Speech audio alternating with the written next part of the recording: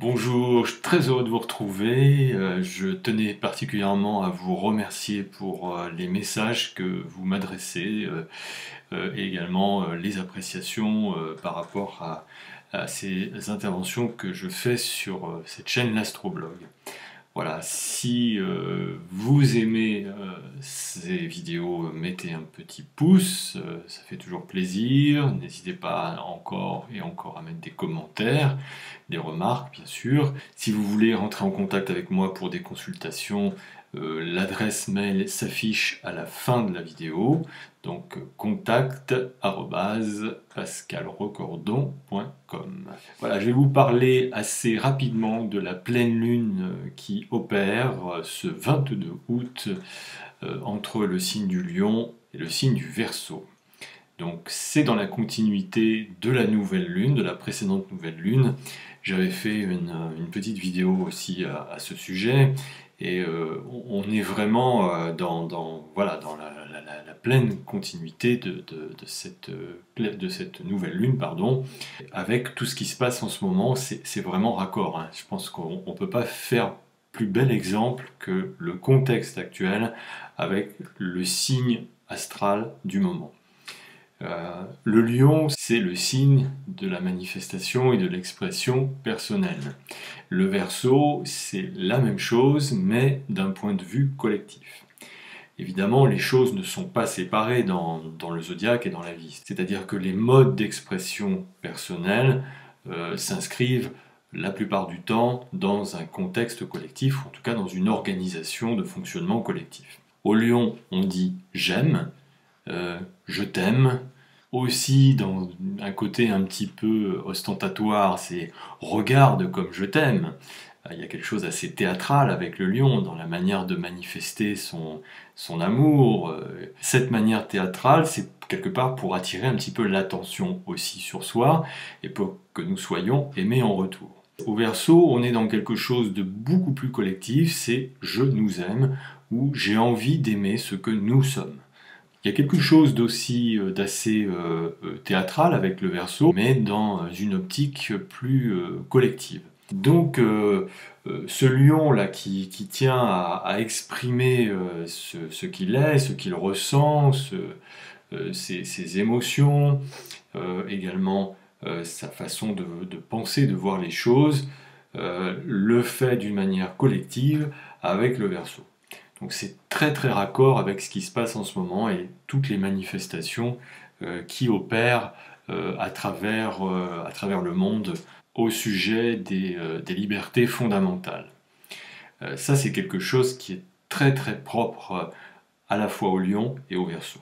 Particularité de cette pleine lune, c'est qu'elle se situe à la toute fin des signes. Quand il y a des planètes soit au tout début d'un signe, soit à la toute fin d'un signe, l'énergie est surmultipliée, y compris quand il s'agit d'aspects sur ces secteurs-là.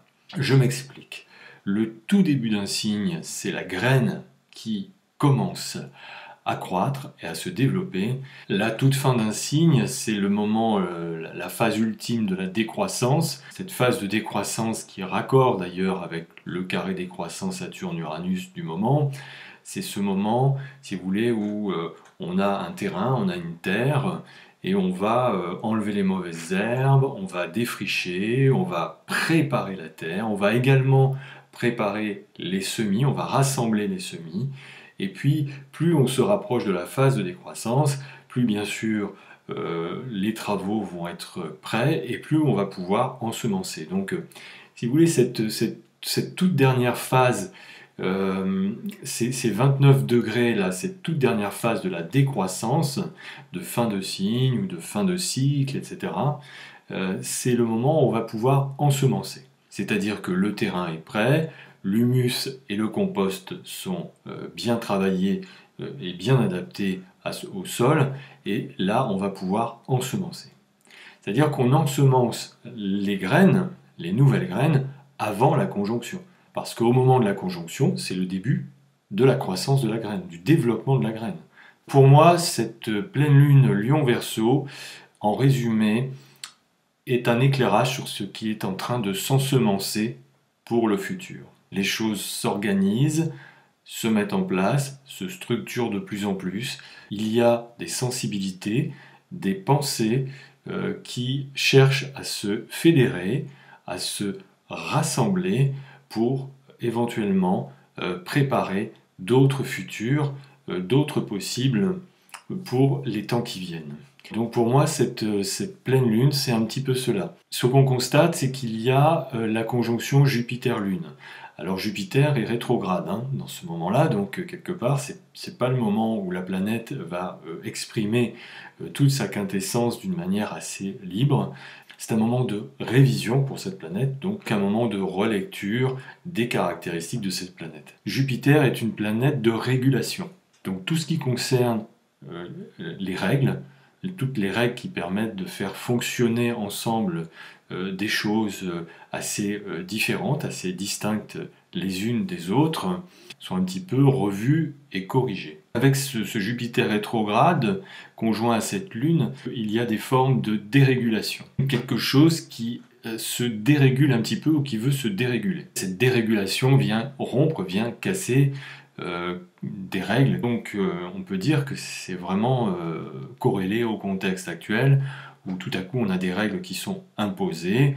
Ces règles, aux yeux d'une certaine partie de la population, ne semblent pas justes, ne semblent pas adaptées véritablement et surtout ne correspondent peut-être pas aux grands principes des pays républicains et des pays démocratiques dans le monde.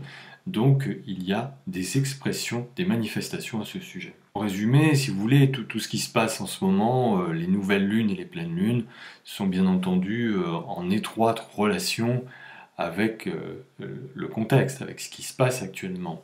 Et donc je le redis, encore et toujours, nous sommes dans des moments de profonde révolution de nos sociétés, de nos façons de vivre, de nos façons d'être, de nos façons de penser. Ce sont des moments de réforme. Bien entendu, rien n'est précisé quant aux formes que vont prendre ces possibles nouvelles sociétés. Il est possible que ça en passe par des phases un petit peu d'exagération, de choses assez dérangeantes, et en lien avec le karma de nos sociétés. Ça, c'est vraiment la lune noire. La lune noire qui va faire ressortir un petit peu notre passé, notre histoire. Vous savez, la lune noire, c'est toutes ces choses qu'on a balayées, qu'on a mises sous le tapis. On a reposé le tapis, et puis on fait comme si les choses n'existaient plus. À un moment donné, il faut soulever le tapis et se rendre compte que la poussière est toujours là.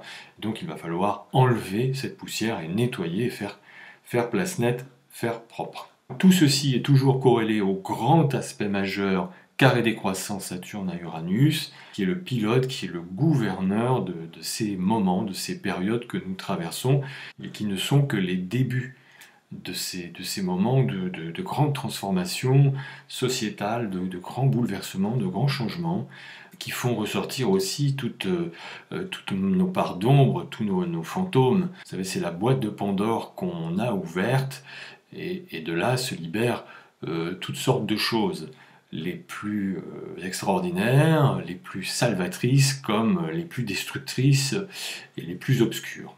Donc en résumé, cette pleine lune continue de manifester, d'exprimer sur ce qui est actuel. C'est aussi une phase d'ensemencement, de préambule, si vous voulez, de préalable à d'autres possibilités d'expression et d'organisation de vie collective. Voilà, je vous souhaite de vivre la meilleure pleine lune possible et également une belle fin d'été à toutes et à tous. À très bientôt.